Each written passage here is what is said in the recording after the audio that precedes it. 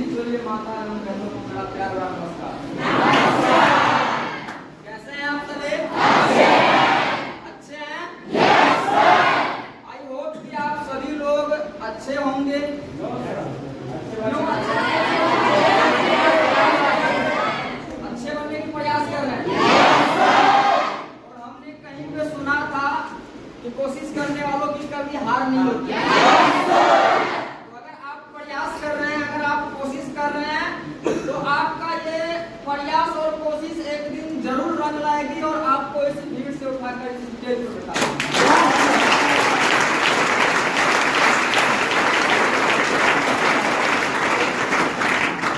बाकी दोस्तों, आज मैं अपना इंट्रोडक्शन नहीं दूंगा, अपने आप को इंट्रोड्यूस ही करूंगा आप लोगों के सामने। मैं अपना नाम, मैं अपना जिला और सीडी से लेकर एसडी तक का मेरा जर्नी कैसा रहा इस विलेज के अंदर में, आज मैं वही चीज आप लोगों को शेयर करने वाला हूँ। उम्मीद करते हैं कि इन चीजों से कुछ सीखेंगे आप। सीखेंगे? तो स्टार्ट करें। दोस्तों, अभी आपने बहुत ही हमारे सीनियर पर्सन से सीखे और भी सर से सीखे, मैम से सीखे। उम्मीद करते हैं कि उन लोगों ने आपको कुछ बेहतर और अच्छा सिखाया होगा। और अपने स्तर से मैं भी आपको कुछ बताना चाहूँगा। मैं कोई बहुत बड़ा हस्ती नहीं हूँ, ना ही मेरा कोई बहुत बड़ा लेवल है। बस ये तो आप सभी लोग का प्यार है कि मैं आज स्टेज पर हूँ। कहता है कि तुमने बना दिया, तुमने बना दिया, तुमने बना दिया और तुमने बना दिया। तुमने बना दिया, तुमने बना दिया, तुमने बना दिया, तुमने बना दिया। और मैं तो था एक कंकड़ पत्थर, आपके प्यार ने मुझे आसमान पे उठा दिया।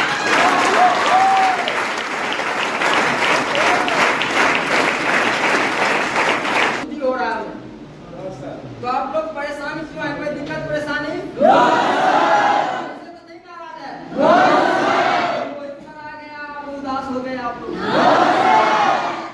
दोस्त यूं रूठे रूठे से क्यों लगते हो? कोई तरकीब बताओ मनाने की। यूं रूठे रूठे से क्यों लगते हो? कोई तरकीब बताओ मनाने की। और मोहित कुमार खुद को गिरवी रख देगा, आप कीमत बताओ मुस्कुराने की।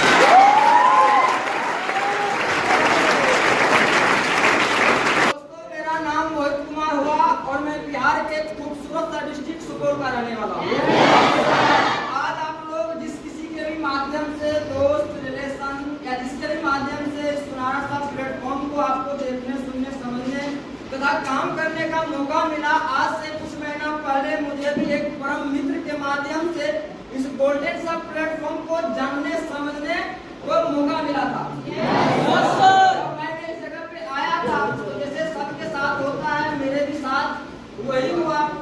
जब मैंने इस जगह पे आया था और मैंने जिंदगी में पहली बार दोस्त किसी सेक्टर में, किसी प्लेटफॉर्म में, फोरम को भरा था।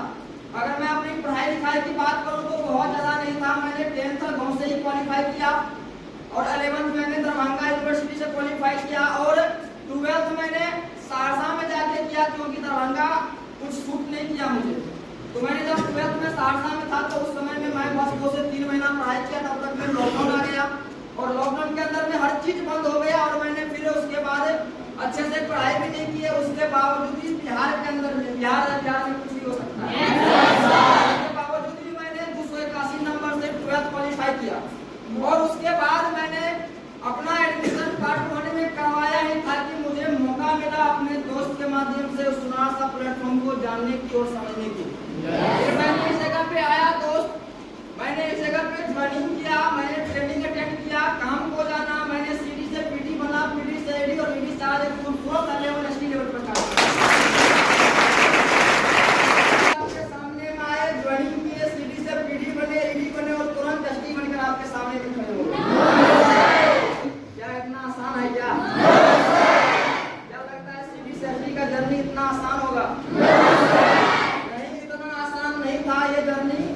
मैं आपको बताना चाहूँगा, जब मैंने इस जगह पे ज्वाइनिंग करने के लिए, इस जगह पे काम करने के लिए पहला जब कॉल आया था हमें, तो उस कॉल पे हमारे अपलाइन ने तो बताया जो मुझे चाहिए था, क्योंकि ऑलरेडी मैं 12th क्वालिफाई करने के बाद मैं अपने पिताजी के साथ बाहर गए थे, क्योंकि मैं बाहर कभी गया नहीं था और मुझे बचपन से ही बाहर जाने का शौक था, क्योंकि हमारे बहुत सारे ऐसे दोस्त थे, मित्र थे, जो बचपन में हमारे साथ पढ़ाई को छोड़ करके वो बाहर भाग गए थे। और वहां से जब 6 महीना साल भर के बाद आता था ना, तो उनके जीन्स देखकर, फटे हुए कपड़े को देख करके, रजनीगंधा को देख करके, चश्मा और केटोरा वाला बड़ा स्पीकर वाला फोन को देख करके, उसमें भोजपुरी गाना को सुन करके, उनको देख करके मुझे बहुत अच्छा लगता था। और जब मैं उनसे पूछते थे वहाँ की जिंदगी के बारे में, लाइफ के बारे में कि बताओ यार बाहर में कितना अच्छा लाइफ है, क्या करते हो, तो उनका जवाब बहुत बेहतरीन आता था कि बाहर में ऐसा जिंदगी है, ऐसा लाइफ है कि पूछो मत। ऐसे बोलता था जैसे वहाँ पे पेड़ है कुछ, जैसे वहाँ पर मशीन है पैसा छापने वाली, वहाँ पर जाओ तुरंत पैसा तोड़ो और 6 महीने के बाद फिर रिटर्न आ जाओ, और गांव में फिर जमकाओ 1 महीना, और 1 महीने के बाद जब पैसा खत्म हो जाएगा तो फिर से वहीं जाओ। तो इन चीजों को देखकर, हालांकि मैं कभी गया नहीं था तो मुझे मालूम नहीं था एक्चुअली बाहर में होता क्या है, लेकिन मुझे शौक था कि मैं एक बार बाहर जाना चाहिए। मैंने कई दफा कोशिश किया, लेकिन पेरेंट्स मुझे जाने नहीं दिया। उन्होंने बोला कि तुम पढ़ाई लिखाई करो, जब तुम बड़े हो जाओगे तब तुम बाहर जाओ। तो फिर दोस्त मैंने बड़ा होने का मतलब मैंने 10th और 12th क्वालिफाई किया, और जैसे हर लोगों को लगता है कि 12th के बाद मैं आजाद हो जाऊंगा, है ना, क्योंकि जब तक आप 10th और 12th क्वालिफाई नहीं करते हो, आपके ऊपर बहुत सारा ऑब्जेक्शन होता है अपने पेरेंट्स द्वारा। कहीं अपने मन से आप जा नहीं सकते हो, कहीं बाहर नहीं जा सकते हो, और भी बहुत सारी चीजें जो आप अपने मन से नहीं कर सकते हो। लेकिन जब आप 12th क्वालिफाई करते हो, 10th क्वालिफाई करते हो, तो वहाँ पर लोगों को लगता है कि वहाँ पर जाने के बाद हमें पढ़ाई लिखाई भी नहीं करनी पड़ेगी, वहाँ पर जाने के बाद बहुत ज्यादा आज़ादी मिलने वाले हैं, उसके बाद तो लाइफ में मौज मस्ती ये सभी चीजें ही मिलेगी। हर लोगों को ऐसी मानसिकता होती है जब वो 8, 9, 10th में होता है, लेकिन ये रियलिटी नहीं है। रियलिटी कुछ और है। 12th के बाद तो आपकी जिंदगी स्टार्ट ही होती है। अभी तक तो आप खेल कूद रहे थे, अभी तो जिंदगी आपके साथ आप खेल कूद कर रहे थे, मौज मस्ती कर रहे थे, लेकिन ओरिजिनल जिंदगी जो स्टार्ट होती है वो 12th के बाद होती है, क्योंकि 12th क्वालिफाई करने के बाद आपको आपके ऊपर घर की जिम्मेवारी सौंप दी जाती है। फिर आप अपने घर के एक जिम्मेवार लड़के बन जाते हैं, और एक जिम्मेवार लड़के का हर वो सपना होता है बचपन में, यहाँ पर बैठे बैठे हर एक लोग के पास ऐसा सपना होगा। कैसा सपना कि मुझे एक घर बनाना, एक अच्छी सी मुझे एक कार लेनी है, मेरी लाइफ को ऑफिशियल तरीके से एक शानदार ड्रेस कोड के साथ जीनी है। हर किसी का बचपन में सपना होता है, और सपने को पाल के धीरे धीरे बड़ा करते रहता है। लेकिन जब वो 12th क्वालिफाई करता है, 10th को क्वालिफाई करता है ना, तो उसका स्टेज पर जाने के बाद जिम्मेवारी के बोझ तले इनका सपना रौंदा जाता है, कुचला जाता है, और इस वक्त की रेत में दब के खाक हो जाती है। तो मैं स्टार्ट करता हूँ दोस्त। जब मैंने इस जगह पे फॉर्म को भरा था, तो मेरे अपलाइन से मैंने सिर्फ एक ही चीज पूछा था कि वहाँ पर काम कैसा रहेगा, क्योंकि ऑलरेडी मैंने बाहर की जिंदगी देख चुका था। मैंने जब 12th क्वालिफाई करके बाहर गए, तो बाहर पे जाने के बाद वहाँ पर जो मैंने जिंदगी को देखा, 1 दिन 2 दिन तो मैं बस रेस्ट किया, और तीसरे दिन जब मैंने काम पे देखने के लिए गया, तो हमारे पिताजी ठेकेदार है, वो ठेके देते हैं, और उसके अंदर में बहुत सारे मजदूर काम करते हैं। तो मैंने उन्हीं के साथ, उनके किसी मिस्त्री के साथ मुझे भिजवा दिया, जाओ उस साइड पे तुम काम करो भी और देखो समझो संभालो। जब मैंने उनके साथ में गया, तो दोस्त 4 बजे वहां पर जगना पड़ता था। 4 बजे जगने के बाद खाना खुद से बनाओ, खाना खुद बनाने के बाद आपको 8, साढ़े 8 बजे तक में खा करके काम पर निकलना होता है। जब आप काम पर निकलोगे तो तब से तो आपकी काम स्टार्ट होगी, तो नॉन स्टॉप 12 घंटा काम करना पड़ेगा आपको। वहां से फिर 6 बजे 7 बजे तक लेटेस्ट काम करना होता है, और जब काम करके आप भागते हुए रूम पर आओगे तो तुम्हें ख्याल होनी चाहिए कि वहां पर खाना भी बनाना पड़ेगा, खाना भी पड़ेगा, और जब फिर खाना बनाते खाते सोते 11 बज जाता है रात। और उसके बाद पूरे दिन आपने नॉन स्टॉप जो मेहनत की है, उस कड़ी धूप में जो उतना मजदूरी की है, उतना परेशानी हुआ आपको, वो दर्द रात को आपको सोने नहीं देगी। जितने सारे लोग पहाड़ में मजदूरी किए होंगे उनको अच्छी तरह से पता है, उनको हमें बताने की जरूरत नहीं है कि बाहर की लाइफ कैसी होती है।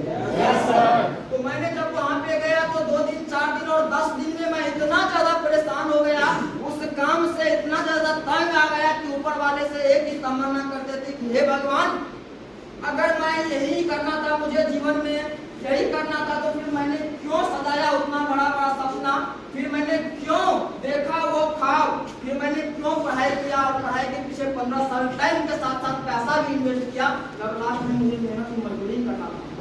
मैंने कभी ऐसी लाइफ की तमन्ना नहीं की थी जो लाइफ में वहां पर जी रहा था। मैं दंग आ गया था वैसे जिंदगी से। खुशी क्या होती है, हंसी क्या होती है, अच्छा खाना अच्छा सोना क्या होती है, एक ऑफिशियल लाइफ, एक ऑफिशियल कपड़ा क्या होता है, इन सभी चीजों को भूल गए थे। और इन सभी चीजों को करने के बावजूद भी महीने का 7,000 8,000 और लेटेस्ट अगर ओवर टाइम काम करोगे तो 10 से 12,000 मिलेगा। इतना कम पैसा मिलता था कि इतना कम पैसा में इंसान की खुद की जरूरत पूरा न हो तो फिर फैमिली की जरूरत कहां से पूरा करेगी, हो पाएगी क्या? इतना कम पैसा में खुद की मेंटेन नहीं हो पाती थी। पूरा मंथ काम करने के बाद, पूरा 12 घंटा नॉन स्टॉप काम करने के बाद, और ऐसी जिंदगी से तंग आ गया था। और फिर मैं भगवान से एक ही तमन्ना करता था, जब भी बहुत ज्यादा परेशानी होता था ना, धूप में काम करते करते, तो बस एक तमन्ना करते थे कि हे भगवान, जिंदगी में कोई ऐसा प्लेटफॉर्म मुझे जरूर दिखा दीजिए, ऐसा रास्ता दिखा दीजिए कि जिस पर मैं जैसा सोचा हो ना वैसा काम मिले, बहुत ज्यादा काम न करना पड़े, आराम वाला काम हो, एक ऑफिशियल ड्रेस कोड हो, हमारी ड्रेस कोड गंदा न हो। इस प्रकार से मैं मसमन्नत मांगता था। जिस काम को हम करते थे पैंट का, ऐसा पेंट लगता था इस चमड़ी में लग जाता था ना कि लास्ट में शाम को तारपीन के तेल से रगड़ रगड़ के छोड़ना पड़ता था, फिर भी नहीं छूटता था, अच्छे से नहीं छूटता था। फिर उन्हीं हाथ से आप खाना बनाओ, खाना खाओ, पेंट लगा हुआ है, समझ रहे हैं बात को, वो हिली नहीं हुआ, उन्हीं हाथ से। कपड़े बिल्कुल गंदा हो, वहां पर जब लोग आपको देखते हैं तो लोग को देखकर आपको शर्मिंदगी महसूस होता होगा कि कैसी जिंदगी है मेरी। जब गलती से किसी कार में बैठे हुए इंसान को आप देख लेते, उतनी गर्मी में, उतनी भीषण गर्मी में रोड पे चलते हुए उस कार के अंदर में एसी में सफर करते वाले लोगों को देखते थे, तो उनको देख करके बहुत चुभन होती थी कि इसका क्या जिंदगी और मेरा क्या जिंदगी है, मेरा क्या लाइफ है। और मैंने बस यही तमन्ना करते थे कि एक ऑफिशियल काम मिले, अच्छा ड्रेस कोड मिले, बस ये तमन्ना करते थे। और कहते हैं ना कि मिल ही जाते हैं मंजिल भटकते भटकते, गुमराह तो वो है जो घर से निकला ही। और मैं हर दिन हर रात सोने से पहले ऐसी बात सोचता था कि मुझे एक अच्छा काम मिले, अच्छा लाइफ स्टाइल हो। और मेरा सोचा हुआ एक दिन ये हकीकत हुआ। काम करते दरमियान 4 बजे के पीएम में हमें हमारे अपलाइन का कॉल आता है, और वो कॉल जब मैंने रिसीव किया तो मुझे अच्छी तरह से मालूम है, उनसे जब मैंने बात किया तो उन्होंने बहुत अच्छे तरीके से बात किया, उनका व्यवहार चलने लगा। क्योंकि गाँव में जो मौज मस्ती के साथ रे राम तुम ताम गाली गलौज में बात होता था, आज वो दोस्त के साथ रिस्पेक्ट वाली बात निकलती है हमारे लिए, रिस्पेक्ट से बात कर रहे थे वो, उनकी बात करने के स्किल बहुत अच्छा लगा। फिर मैंने पूछा यार इतना बदलाव तुम्हारे अंदर में कैसे? कहा बोला क्या बात कर रहे हो, तुम्हें सच में नहीं मालूम मेरे बारे में? बोले यार नहीं, अब मेरा एक्साइटमेंट बढ़ रहा है। यार क्या हो गया, कोई घटना तो नहीं घट गया, क्या हो गया? बोला सबको मालूम है, तुम्हें नहीं मालूम। अब तो मैं और ज्यादा घबरा गया, डर गया, परेशान हो गया, एक्साइटेड हो गया जानने के लिए कि आखिर ऐसी क्या बात हो गई जो मेरे अलावा पूरे तमाम लोग को पता है। और मैं जो भी काम कर रहा था ना, उस काम को पहले मैंने साइड किया और फिर मैंने उनकी बात को गौर से सुनना स्टार्ट किया। तब वो ने बहुत अच्छे लफ्ज में बोला कि यार मुझे एक ऐसी ऑफिशियल काम लगा है कि क्या बताऊं। बहुत मजे का उन्होंने एक्सप्लेन किया, जो मुझे चाहिए था वही उन्होंने दिया मुझे, कि मेरा काम बहुत ऑफिशियल है, 10 से 4 बजे तक काम करते हैं, ड्रेस कोड में रहते हैं, खाना खाने अभी आए, सोचे कि दोस्त से बात कर लेते हैं एक बार, बहुत दिनों से बात नहीं हुई। जब ये सब बताया ना उन्होंने इस जगह के बारे में, इतना बेहतर लाइफ स्टाइल एक्सप्लेन किया ना कि मैं इतना अट्रैक्टेड हो गया, इतना अट्रैक्ट हो गया उसके ऊपर कि मैंने इस बात को बोलने में दम भर की देरी नहीं की कि दोस्त मेरा भी काम लगाओ किसी प्रकार से, मेरा नहीं हो पाएगा। उन्होंने बोला कि इतना आसान नहीं है, उन्होंने मुझे वैल्यू रियलाइज कराया, क्योंकि जिस काम को मुझे देने वाला था उस काम से सिर्फ मैं पैसा ही नहीं कमाता बल्कि मुझे जिंदगी का एक नया आयाम मिलने वाला। उन्होंने मुझे ये काम दिया और काम में मैंने बहुत ज्यादा कुछ नहीं पूछा था, सिर्फ एक ही चीज पूछे थे कि दोस्त वहाँ पर काम ऑफिशियल है ना, ड्रेस कोड पहनने को मिलेगा ना, हार्डवर्क तो करना नहीं पड़ेगा। बोला ऐसा कुछ नहीं है, तुम दिन में 4 बार ड्रेस बदलना, 4 बार जूता बदलना, कोई तुम्हें कुछ बोलने वाला नहीं है, इस प्रकार से जगह पे काम होता है। मैंने इनकम नहीं पूछा कि पैसा कितना मिलता है, बस मैंने काम पूछा था। और मैंने फॉर्म भरा, फॉर्म भरने के बाद इंटरव्यू डेट लगी, मैंने इंटरव्यू देने के लिए आया और जिंदगी में पहली बार फॉर्म भरा, पहली बार किसी जगह पे इंटरव्यू दिया। मेरा किस्मत बहुत अच्छा था कि मैं क्वालिफाई भी हो गया। जब मैं इंटरव्यू क्वालिफाई हुआ और माहौल था उस जगह का बहुत शानदार लगा, बहुत शांत लगा, क्योंकि जिस रूम में हमें रखा गया था बहुत शानदार रूम था, एसी भी लगा हुआ था, उसमें हर चीज ऑफिशियल था, अच्छी था, ठीक ठाक था। अपने अपलाइन के ड्रेस कोड देखे थे, वो भी बहुत मस्त था, उन चीजों से मैं आकर्षित हो गया। उसके बाद शाम को मैंने जब थक के आए, इंटरव्यू दे के आए, तो उसके बाद मैंने सो गया। उसके बाद जब मैंने सोआ तो फिर खाना खाने के लिए जगह एक बार, लेकिन इतने दरमियान पूरे दिन में एक लड़का रूम के अंदर आता था और कोई कॉफी लेके बाहर निकल जाता था। फिर कुछ देर में एक लड़का आता था, वो प्लेट लेकर निकल जाता था। फिर कुछ लड़का आता था, चप्पल लेके, जूता लेके जाता था, कोई आता था कपड़ा लेके जाता था, लेकिन एक एक करके आता था, सब एक साथ नहीं आता था। जब मैंने उन चीजों को देखा तो मुझे उस समय में बहुत ज्यादा चीजें नहीं समझ में आई और मैंने ध्यान नहीं दिया इन बातों पर, बस मैंने इनको नॉर्मली समझा। लेकिन जब मैंने रात को खाना खा के सो गए तो पूरे दिन हम और हमारे अपलाइन के अलावा पूरे रूम के अंदर कोई नहीं आया, बस दो ही लोग बातचीत किए, सब चीज किए। और जब रात को खाना खा के सोए और 3 बजे हमें टॉयलेट जाना था और मैंने जब जगा तो जब आप अचानक से जगते हो तो आंख बढ़िया से खुलता नहीं है ना। जब मैंने बेड से उतरा तो मैंने देखकर भर गया, घबरा गया, इतनी सारी लोग, इतनी सारी कहां से है, पूरे दिन में तो एक भी लोग नहीं थे। अब बेड पे तो पूरा भरा हुआ था, लेकिन बेड के अलावा फर्श पे भी बहुत सारे लोग सोया हुआ, यानी कि हमें रूम से बाहर निकलने तक का जगह नहीं था। उसके बाद मैंने निकला, अपना क्रिया करके फिर रिटर्न आया और मैंने सो गया। रात में बहुत ज्यादा दिमाग नहीं लगाई मैंने। जब मैंने सुबह में 7 बजे जगे तो 7 बजे फिर जब जगे तो रूम के अंदर में वैसे ही पूरा क्लीन, साफ सुथरा हर चीज, और कोई नहीं, बस मैं और मेरा अपलाइन। फिर मैंने अपलाइन से पूछा कि यार रात में इतने सारे लोग था, इस जगह पे जगह नहीं था, कहाँ गए सभी लोग? बोला कि कौन सा लोग, कैसा लोग, यहाँ तो कोई नहीं था। तो हमें लगा कि मैं कोई सपना देखा होगा और मैंने उन चीजों को इग्नोर किया। लेकिन अब इस जगह पे मैंने धीरे धीरे इस माहौल में ढलने लगा। यहाँ पे जब सेंटर आए तो बहुत सारे लोगों को देखे, वहाँ पर डॉग सस्पिशन आया। जब खाना आया तो खाना को देखकर डॉग सस्पिशन आया।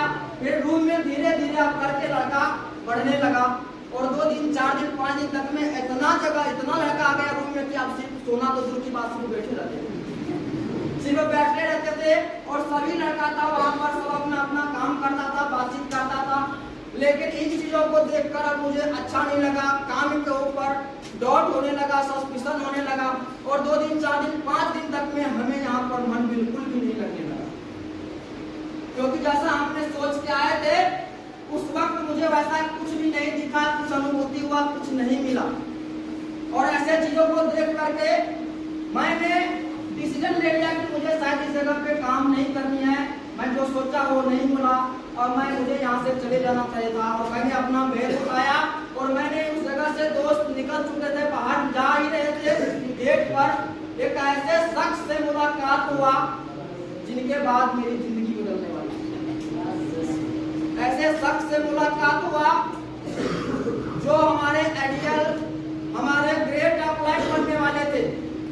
उसके बाद उन्होंने मुझे रोका, उन्होंने बोला कि कहाँ जा रहे हो मोई? मैंने बोला कि सर मैं जा रहा हूँ, हमारे बस की बात नहीं है, हमें समझ नहीं आ रही है, मुझे माहौल अच्छा नहीं लग रहा है इन चीजों को देखकर। लेकिन उस समय में उस अपलाइन में बोला कोई दिक्कत नहीं, इतनी सी बात, ठीक है तुम चले जाना, जब तुम्हारा मन नहीं हो तो कौन रोक सकता है तुम्हें। लेकिन जब आए हो तो चलो 10 मिनट घूम के आते हैं, चाय नाश्ता करके आते हैं, उसके बाद तुम चले जाना, मैं तुम्हें खुद छोड़ के आऊंगा इलेक्शन तक। बोले चलो कोई बात नहीं, जाना ही, इनकी बात मान लेते हैं, 10 मिनट जाते हैं इनके साथ घूम लेते हैं। लेकिन उस 10 मिनट को घूमने में उस 10 रुपया की पकौड़ी और 45 रुपया की मजा बोतल ने हमें इस जगह पे रोक लिया, हमें इस जगह के फ्यूचर दिखा दिया। और आज जो मैं एसडी हूँ तो वही 10 रुपया की पकौड़ी की जगह पर जाके शांत वातावरण में मुझे बैठाया और अब उसने हमारे बारे में जानना स्टार्ट किया, हमारे जीवन के बारे में जानना स्टार्ट किया। और उन्होंने पूछा हमारी लाइफ बाहर में कैसी थी, मैंने हर बात उनको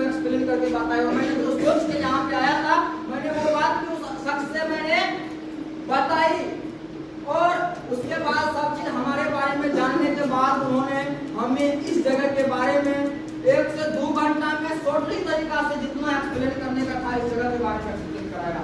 उन आधा घंटा 1 घंटा में मुझे उन्होंने ऐसा जिंदगी दिखाया, ऐसा लाइफ दिखाया कि आज से पहले कोई इंसान ने नहीं दिखाया था। उन्होंने आधा घंटा में मुझे हमारे जीवन की पूरा इनकम बता दिया कि मैं पूरे जीवन भर में कितना कमाऊंगा। उन्होंने हमारी लाइफ स्टाइल कैसे चलेगा, उन्होंने पूरा लाइफ स्टाइल मुझे वहां पर बस अपनी बातों से 2.5 से 3 घंटा में बता दिया। और मैंने जब उन बातों को उस दिन सुना तो उसके बाद ठोकर लगा मुझे हमारे अंदर में कि बात तो ये भी सही है। और उस इंसान ने हमारे हाथ पर हाथ को रख करके हमारी आंखों में देख करके उनकी बात में वो कॉन्फिडेंस था, उनकी आंखों में वो विश्वास था कि उनको देख करके मैं उनके ऊपर विश्वास कर लिया। और उन्होंने एक अनजान इंसान, न खून का रिश्ता, न किसी प्रकार से जान पहचान, कभी मिले भी नहीं थे, लेकिन उसके बावजूद भी उन्होंने हमारे हाथ में हाथ रख के अपनी जननी का कसम खाया, अपनी माँ का कसम खाया और बोला कि मोहित तुम 6 महीना जगह पे समय दो, अगर 6 महीना के बाद तुम्हारे पास अगर कुछ भी रिजल्ट नहीं रहेगा इस जगह पे, उस समय में तुम मुझे झुका खोल के मारना, जो करने का होगा वो करना, लेकिन तुम हमारी बात पर 6 महीना समय दो। लेकिन उस समय में मैंने उनकी आंखों में जो विश्वास देखा, उनकी बातों में जो कॉन्फिडेंस देखा, उन चीज से मैं अट्रैक्ट हो गया। और मैंने सोचा कि एक ऐसा इंसान जिसको मैं बिल्कुल भी नहीं जानता, न किसी प्रकार का रिश्ता है, वो इंसान मेरे जिंदगी को बनाने के लिए, मेरे सपने के लिए जब अपनी जननी की कसम खा सकता है, अपनी माँ की कसम खा सकता है, तो ये इंसान गलत नहीं हो सकता।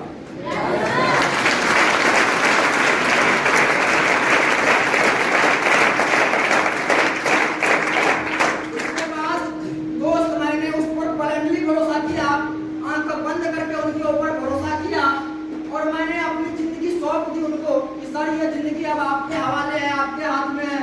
यानी कि मैं जैसा लाइफ स्टाइल सोचता था उन्होंने मुझे एक्सपीरियंस किया इस जगह के बारे में और मैं अपने जीवन उसके हाथों में दे दिया और बोल दिया कि ये जीवन अब आपके हाथ में है, या तो सवार दो या तो बिगाड़ दो।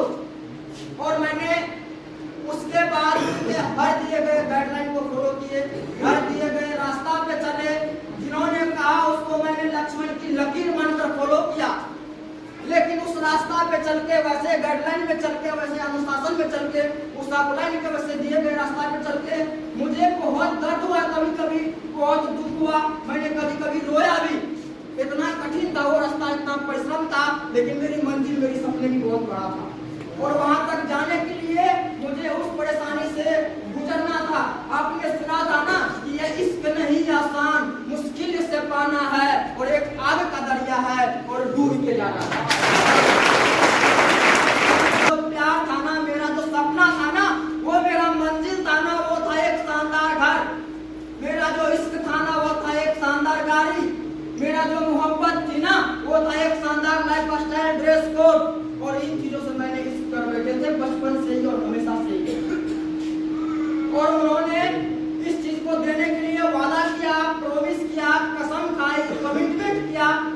और उनके दिए गए रास्ता पर फिर मैंने जितना भी परेशानी हुआ, हर परेशानी, हर पीड़ा, हर दुख दर्द को झेला। दोस्त, अगर मैं उस अपलाइन की नाम लूंगा तो आप भी अपने अपलाइन के माध्यम से, चाहे जिसके माध्यम से आए, और जो भी आपको गाइडलाइन कर रहा हो, जो भी आपको राशन वाले कॉपी में सपना दिखाया होगा, जो भी आपको सपोर्ट करने का बात करता होगा, जो भी आपको आपके सपने को पूरा करने का बात होगा, परेशानी में वो आपको साथ देगा, रास्ता देगा, रिएक्शन से आपको साइड करेगा। उस क्लाइंट के लिए, उस इंसान के लिए, आप अपने क्लाइंट के लिए जोरदार तालियों से स्वागत करेंगे।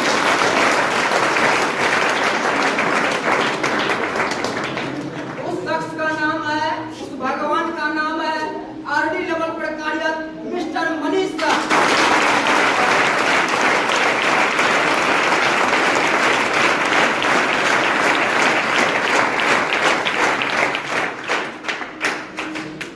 उसके बाद कि अभी तक मेरा कोई सपना नहीं था, अभी तक मेरा कोई ड्रीम नहीं था। उसके बाद मेरा क्लास लगा, बस 2 से 3 दिन 4 दिन के बाद मेरा मीटिंग क्लास लगा और वो यही सेंटर है। इसी सेंटर में मीटिंग क्लास लगा था और मैं बिल्कुल वहां पर बैठा करता था।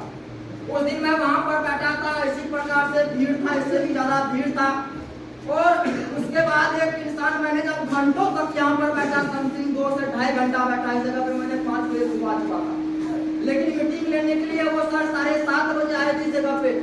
2 से 2.5 घंटा तक वेट करने के बाद वो सर ने इस जगह पे जब एक इंसान आकर यहाँ पर हैंडशेक किया, उनका वैल्यू रियलाइज करके जब उनको आमंत्रित किया, तो सभी लोग खड़े होकर चीखें मारने लगी, चिल्लाने लगे, बहुत शोर होने लगा, बहुत तालियों की गड़गड़ाहट से सेंटर गूंजने लगा। और जब ऐसा मैंने देखा तो मैं शॉक हो गया कि ऐसा कौन सा शख्स है जिनके लिए इतनी ज्यादा चिल्लाहट शोर शराबा हो रही। और जब वो शख्स की एंट्री हुआ दोस्त, तो जब मैंने देखा उनकी ड्रेस कोड, उनकी मान सम्मान, इस जगह पे जब देखा तो मैं आकर्षित हो गया। उस लड़के का उम्र बहुत ज्यादा नहीं था, बल्कि मुझसे 1 साल कम था। वो सर सिटी लेवल पे जब मैं था उस टाइम आया था, और फिर वो कहाँ चला गया उसके बाद मुझे भी आज तक नहीं मालूम, किसी जोन में चला गया। लेकिन जब मैंने उनकी मान सम्मान देखा, इतनी कम उम्र में ऐसा ऑफिशियल ड्रेस कोड देखा, जब वो एंट्री गया तो उनके कदमों में फूल बिछा दिया लोगों ने, उनके ऊपर फूल फेंका जा रहा था। जब ऐसा मान सम्मान मैंने देखा तो अट्रैक्ट हो गया उसके ऊपर, आकर्षित हो गया उसके ऊपर। और मैंने उसी दिन कसम खा लिया, अब बनना है तो उसी जगह पे, नहीं तो मुझे अब कभी नहीं बनना, कहीं नहीं बनना है। और उसके बाद दोस्त मैंने उनकी बातों को सुना, मीटिंग को अटेंड किया, कैसे कैसे उन्होंने उस सफलता के शिखर तक पहुंचा। बहुत अच्छा लगा। जब मैं सेंटर से निकला तो वही अपने हमारे कंधे पर हाथ दिया, और मैंने उस दिन कसम खा लिया कि आपको जो करना है कीजिए, जो बोलोगे आगे में कुछ नहीं बोलोगे टूट जाऊंगा, लेकिन मुझे चाहिए तो वही मान सम्मान चाहिए। बहुत अच्छी बात है ये, बहुत गर्व की बात है ये, और बहुत बड़ी बात है कि किसी के कदमों में फूल बिछाना और आप उन पर चलो। शायद मैंने रामायण में भगवान राम को देखा था, सभी माता ने उनके लेके आया। और उसके बाद मैंने रियल लाइफ में यहाँ पर देखा कितने कम लड़का करके ऐसा क्या अचीवमेंट किया जिनके लिए लोग फूल बिछा रहे हैं, इतना मान सम्मान दे रहा है। और उन चीजों को देखकर बहुत ज्यादा आकर्षित हुआ मैं। और फिर मैंने काम करना जब स्टार्ट किया, मैंने भी जब सपना बनाया तो सपना तो मेरा था, मेरी औकात से बाहर था। और कहता है ना कि इंसान जो चीज पूरा कर लेता है, आप जो पूरा कर लोगे फिर वो आपका सपना, वो आपका ड्रीम ही बनेगा। जो औकात में हो वो सपना नहीं होता है, क्योंकि जो औकात में होगा मन हुआ तुरंत ले लोगे, लेकिन जो मन हो लेने की, जो चाहत हो लेने की, लेकिन वो आपकी औकात से बाहर हो, ड्रीम लिस्ट में वो चीज आती है। मैंने एक शानदार बाइक और गाड़ी का सपना बनाया। इतनी बड़ी सपना जब मैंने अपने घर वाले से एक्सप्लेन किया तो सबसे पहले हमारा बाप ही हम पर भरोसा नहीं, समझ रहा है? हमारे बाप ही हम पे भरोसा नहीं किया। बोला कि तुम नशा तो नहीं कर लिए हो, होश में हो ना, तुम्हें झारखंड में भेजा, वहां पर कमाने के लिए झारखंड में भेजा, तुम्हें एक अच्छी लाइफ जीने के लिए, तुम वहां पर जाके नशा करने लगे। बोले कि नहीं पिताजी, मैं बिल्कुल होश हवास में हूँ, मैं बिल्कुल नशा नहीं किया हूँ, मैं रियलिटी बता रहा हूँ। और कोई इंसान इस जगह पे आए और 10, 15 दिन 20 दिन के बाद घर फोन लगा के कि पापा मैं यहाँ से कुछ दिन के बाद 1 करोड़ों का घर बनाना चाहता हूँ, मैं 4 व्हीलर लेके आऊंगा आज से 1 साल के बाद, मेरा ये सपना है। जब ऐसा बोलोगे तो मेरा बाप क्या, हर किसी के बाप भरोसा नहीं करेगा। समझ रहे बात को? उसके बाद उन्होंने उन चीजों को उस समय में नहीं समझा, क्योंकि यहाँ के ट्रेनिंग को हमने जाना, यहाँ के प्लान को हमने जाना, यहाँ पर क्या हकीकत है, कौन से लोग अचीवमेंट करते हैं, उन चीज मुझे मालूम था, न कि मेरे पिताजी को। किसी लोग को नहीं मालूम था, जिसके कारण उनको हम पे भरोसा और विश्वास नहीं था। लेकिन इन चीजों को मैंने देखा था, सपना मेरा था दोस्त, अब वो मेरा सपना जिंदा हुआ। हर किसी का वो सपना होता है। जब वो छोटे बच्चे होते हैं तो अगर मेला उनको ले जाओगे तो खिलौना ढेर सारा पड़ा रहता है, लेकिन वो चूज करेगा को कार, 10 रुपए की कार चूज करेगा। खिलौना ढेर सारा था मेला में, लेकिन वो सेलेक्ट करेगा तो वो हेलीकॉप्टर 10, 20, 50 रुपया का होता है। यानी कि ऐसे चीज जो रियल लाइफ में लोग की औकात से बाहर हो, जिसमें आम लोग नहीं बैठ सकता है, आम जिंदगी वाला इंसान सोच भी नहीं सकता है, ऐसा सपना होता है उस बच्चे का बचपन में। और आप सभी लोग बच्चे थे और आप सभी लोग का वही ड्रीम था। क्या बचपन में कार से नहीं खेला आपने? हेलीकॉप्टर से नहीं खेला आपने? बचपन में आप ये सोच नहीं थी कि मैं जब बड़ा हो जाऊंगा तो मैं कार लूंगा, मैं हेलीकॉप्टर लूंगा? बिल्कुल वही बच्चा मैं भी था और बचपन से उसी सोच के साथ जी रहा था। और चलते चलते जब स्टेज पर पहुंचा, मैंने 12th क्वालीफाई किया। ऐसी लाइफ को मैंने देखा जब घर की जिम्मेदारी हमारे हमारी घर बनाने की जिम्मेवारी हमारे ऊपर आई, तो इस जिम्मेवारी के आगे मेरा जो सपना था, जिनसे मैं बहुत ज्यादा प्यार करता था, मैंने सोच रखा था, वो सभी रोंदा चला गया इस जिम्मेवारी के आगे। सभी टूट गया, सारा सपना बिखर गया, सब खत्म हो गया, ऐसा लगने लगा। एसटी लेवल पर कार्य बहुत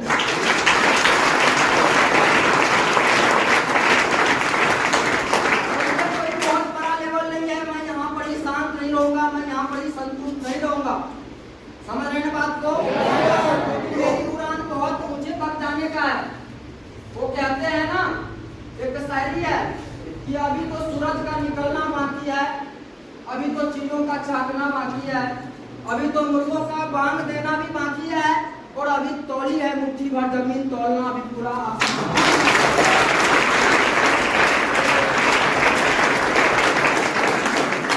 तो आपका जो सपना है, हमारी तरह जिस सपने को आपने भुला दिया, जिन सपने को आपने कुचल दिया, जिन सपने को आपने रोक दिया, उस मरे हुए सपने को फिर से जिंदा कीजिए, फिर से एक राशन वाली 10 रुपए की कोपा में सजा के लिखिए, और एक आप लाइन को सेलेक्ट कीजिए, समर्पित कर दीजिए, ब्लाइंडली भरोसा कीजिए, और वो सपना आपका एक दिन पूरा होगा। चाहे वो कोई भी सपना हो, चाहे वो लैम्बोर्गिनी हो, चाहे वो BMW हो, चाहे कोई भी मर्सिडीज कार हो, चाहे बहुत बड़ी घर हो, चाहे वो सपना कोई भी नहीं हो। वो कहता है ना कि इश्क में जीत के आने के लिए काफी हूँ, मैं अकेला ही जमाने के लिए काफी हूँ, और मेरे हर हकीकत को ख्वाब समझने वाले।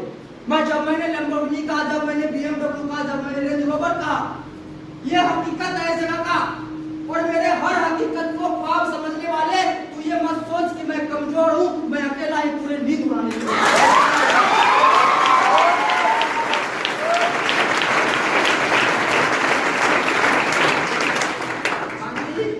इस चिट्ठी का मतलब शायद आप समझ सकते हैं। आज के दोस्त इतने के लिए तैयार है। मैं बस 2 लाइन बोलूंगा, नहीं ये 4 हो गया, मैं बस 2 लाइन बोलूंगा, एक इनके लिए और एक आपके लिए। थोड़ा ध्यान से सुनिएगा और समझिएगा, तब समझ में आएगा, क्योंकि मेरी बातों को सुनकर कुछ लोग मेरे अंदर झांकना चाहते हैं, और बहुत नादान है वो लोग जो समंदर पर किनारे को रखकर समंदर देखना चाहते हैं। तो समझिएगा, इस जगह पे आप आए हैं, आपका सपना इतना बड़ा है, इतना बड़ा है कि आपको दुख दर्द परेशानी पीड़ा हर चीज मिलेगा इस जगह पे, और आपको उस मोहब्बत को पाने के लिए आपके दरिया से गुजरना पड़ेगा। आपको सफर में वो लोग भी साथ छोड़ेंगे जिससे उम्मीद होगा आपको। समझ रहे बात को? तो मैं उन चीजों के लिए हमारी माता एवं बहनों को एक बात बोलना चाहता हूँ कि कुछ रीत जगत की ऐसी है, हर एक सुबह की शाम हुई, तू कौन है तेरा नाम है क्या, सीता भी यहाँ बदनाम हुई, तो फिर क्यों संसार की बातों से भीग गए तेरे नैने, फिर क्यों संसार की बातों से भीग गए तेरे नैने, छोड़ो बेकार की बातें, कहीं बीत न जाए रहने, कहीं बीत न जाए रहने।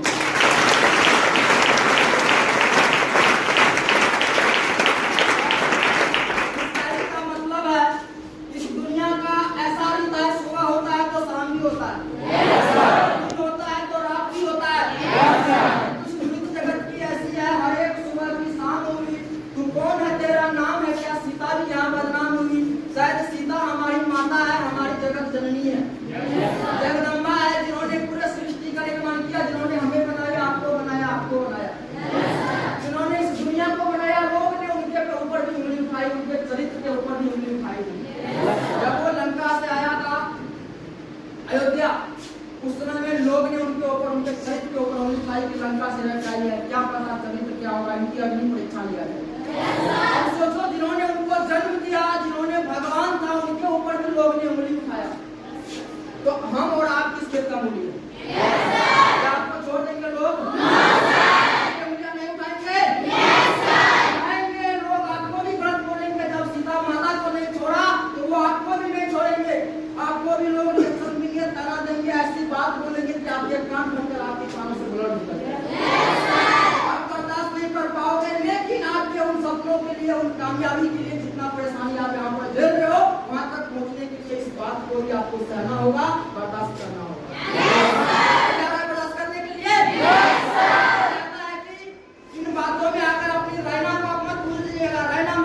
सही रात, लेकिन इस जगत में रहना का मतलब अपना मौका समझिए। आपको जो अपॉर्चुनिटी मिली है अपनी जिंदगी को बदलने की, आपको जो अपॉर्चुनिटी मिली है बस वो घास भूसा खाना वाना बना रहे थे और उनसे छुटकारा पाने की, अपने मन से अपने चाहत से जिस घर में आप रहते हो उस घर में सर उठा के जिंदगी को जीने की, अगर ऐसी लाइफ आप चाहते हो तो इन परेशानी से आपको भी लड़ना पड़ेगा, ऐसा रिएक्शन आपको देना पड़ेगा।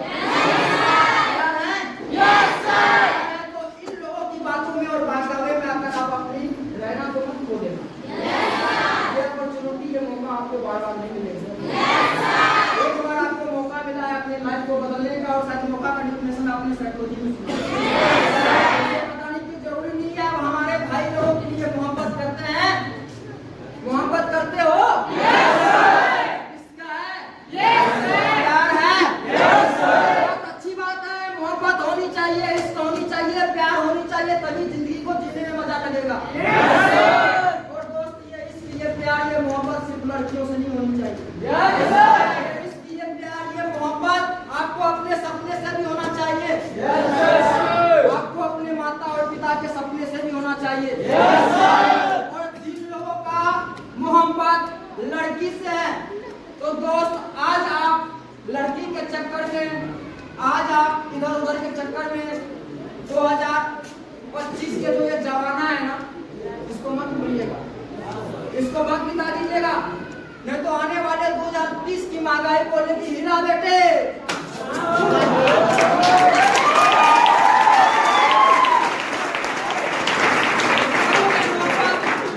करोगे मोहब्बत तो ये घर भी छोड़ना होगा, मेरे साथ तुम्हें ये शहर भी छोड़ना होगा। एक लड़का के लिए लाइन ध्यान से सुनना, करोगे मोहब्बत तो ये घर भी छोड़ना होगा, मेरे साथ तुम्हें ये शहर भी छोड़ना होगा और छूट जाएंगे जब माँ की हाथों की निवालों से रिश्ते, छूट जाएंगे जब घर वालों से रिश्ते, रहोगी 4 दिन अनजान शहर में, ये बुखार भी उतर जाएगा प्यार का, जब लगेगे भूख तो प्यार भी मर जाएगा यार का, जब बुलाएंगे तुम्हें घर वाले तो तुम घर को लौट जाओगी, मुझे ठुकरा कर तुम अपने शहर को लौट जाओगी, फिर हम पर आएंगे तुम्हें बहकाने का इल्जाम, क्योंकि कभी लड़कियों पर नहीं आती भगाने का इल्जाम, याद रखना। फिर हम पर आएंगे तुम्हें बहकाने का इल्जाम, फिर मैं फंस जाऊंगा जमाने की चक्कर में, मेरी जिंदगी निकल जाएगी थाने की चक्कर में, फिर तू भी अपने बयां से पलट जाएगी, फिर तू भी अपने बयां से पलट जाएगी, मेरी जिंदगी जेल में सड़ जाएगी और कोर्ट कचहरी के चक्कर में मेरी जिंदगी बर्बाद हो, ऐसी नौबत ही क्यों आए। और हम चाहते ही नहीं कि हमें